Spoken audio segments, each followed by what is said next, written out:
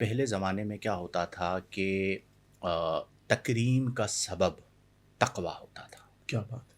ہمارے معاشرے کا یہ ایک بہت بڑا المیہ ہے کہ ہمارے یہاں اب تکریم کا سبب صرف مال بن چکا ہے، ایسا ہی ہے۔ اور اللہ ہمارے احوال پر رحم فرمائے۔ واللہ العظیم حلال حرام کی تمیز ختم ہو چکی ہے۔ یعنی آپ کو کوئی مالدار آدمی انوائٹ کرے، آپ نہیں دیکھتے کہ وہ حلال کا ہے یا حرام کا، اس کے پاس مال ہے، آپ چلے جاتے ہیں۔ اور ہمارے ہاں راستہ نکالنے کے لیے مخلوط والا تو آپشن موجود ہی ہے کہ جی مخلوط آمدنی ہے۔ اچھا چلیں آپ چلے گئے، مخلوط آمدنی ہے بھی، آپ کو پتہ ہے ایک بندہ اسمگلر ہے، آپ اسے درس کیا دے کر آئیں گے؟ یا جرت ہے آپ اس کے سامنے بولیں؟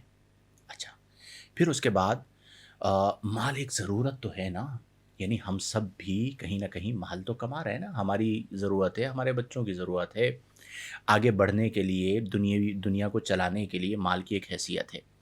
اب اس میں ہر بندہ مال کے پیچھے بھاگتا ہے، اور پاکستان میں اکثریت جو ہے وہ مڈل کلاس بھی نہیں ہے اب تو، جو حالات ہوئے ہیں۔ اس کا مطلب کیا ہوا کہ وہ جتنا کمانا چاہتا ہے اتنا نہیں کما پاتا۔ گاڑی ہر بندہ لینا چاہتا ہے، اکثریت کے پاس گاڑی نہیں ہے۔ اچھا گھر ہر کوئی بنانا چاہتا ہے، اکثریت کے پاس اچھا گھر نہیں ہے۔ تو یہ جو طبقہ ہے کہ جو کوشش کرتا ہے، محنت بہت زیادہ کرتا ہے، لیکن انہیں مال نہیں ملتا، ایک تو ہم ان کے لیے بات کریں کہ آپ پریشان نہ ہوں۔ اس کی وجہ یہ ہے کہ اگر دنیا میں آپ کو مال نہیں ملا تو یہ کوئی بہت بڑی محرومی نہیں ہے، مال ہے وہ، ٹھیک ہے؟ اور کئی بار مال کا نہ ملنا بہت بڑی نعمت ہوتی ہے۔ ہم نے چونکہ موضوع بھی یہ رکھا کہ مال رحمت یا زحمت۔ زحمت، بلکہ اس دن ہم کہیں بیٹھے ہوئے یہ بات کر رہے تھے نا کہ بہت زیادہ مال نہیں ہونا چاہیے، کیونکہ جب لمٹ سے زیادہ مال مطلب آپ کے پاس آ جائے تو آج کے دور میں اسباب بہت زیادہ گناہ کے موجود ہیں، تو ہم فتنہ نے یہ قرار دیا دیکھا گیا ہے کہ مال کو۔ فتنہ قرار دیا گیا ہے، انسان اس میں مبتلا ہو جاتا ہے۔ لیکن اتنا مال کے لیے، وسعت کے لیے ضرور دعا کرنی چاہیے، ربنا آتنا فی الدنیا حسنہ وفی الآخرۃ حسنہ۔ اور جو کچھ زمین میں ہے وہ اللہ نے انسانوں کے لیے پیدا کیا ہے، تو اتنا مال اگر مل جائے کہ بندہ کم از کم کسی کا محتاج نہ ہو۔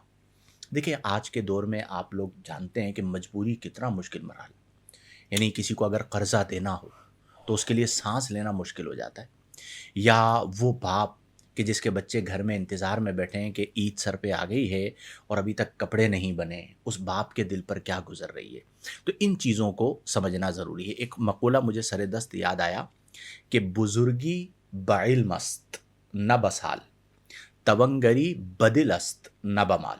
کیا بات ہے! فرماتے ہیں مولانا روم کا یا شیخ سعدی کسی کا مقولہ ہے، بہت پرانا میں نے پڑھا تھا، کہ بزرگی بعلم است، بزرگی جو ہے یعنی انسان بزرگ بنتا ہے بعلم است، علم سے بنتا ہے، نہ بسال، سال سے، عمر سے نہیں بنتا۔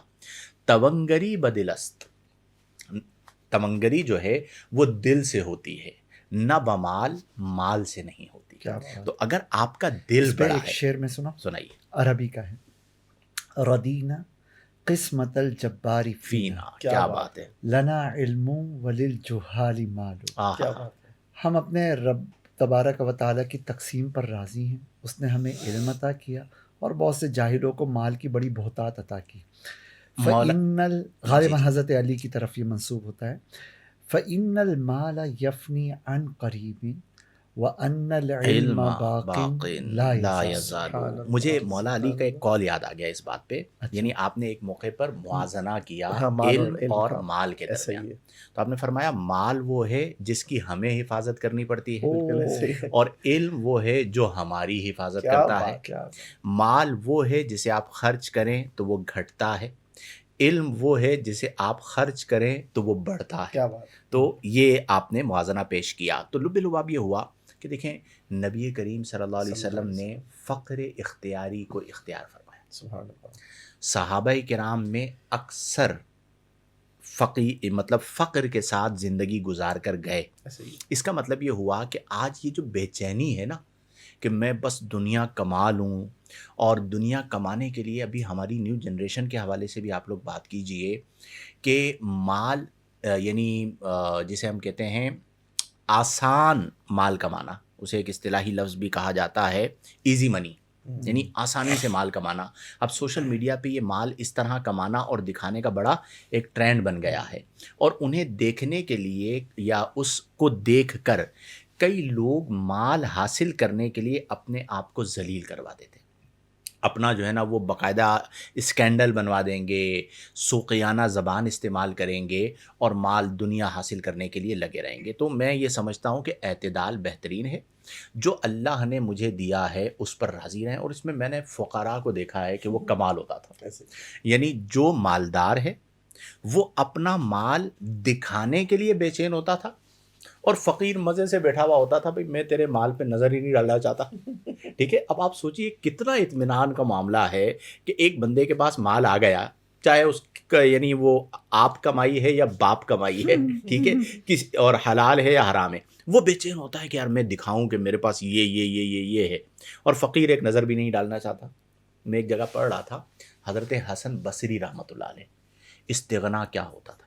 ان کے پاس اس زمانے کا کوئی حاکم آیا اشرفیوں کی تھیلیاں لے کر اور نظر کیا کہ حضور قبول فرمائے، تو حضرت حسن بصری رحمۃ اللہ علیہ مزے سے بیٹھے رہے۔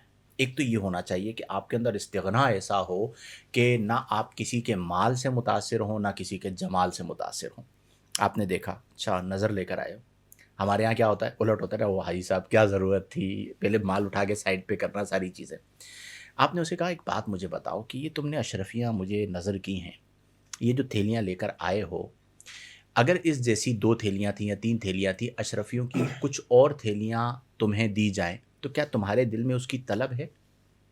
تو اس نے کہا طلب تو ہے مال کی، کہ مال کس کو برا لگتا ہے۔ تو حضرت حسن بصری رحمہ اللہ نے فرمایا کہ تمہارے دل میں اشرفیوں کی طلب ہے، مجھے تم نے جو یہ نظر کی ہے مجھے تو اس کی بھی طلب نہیں۔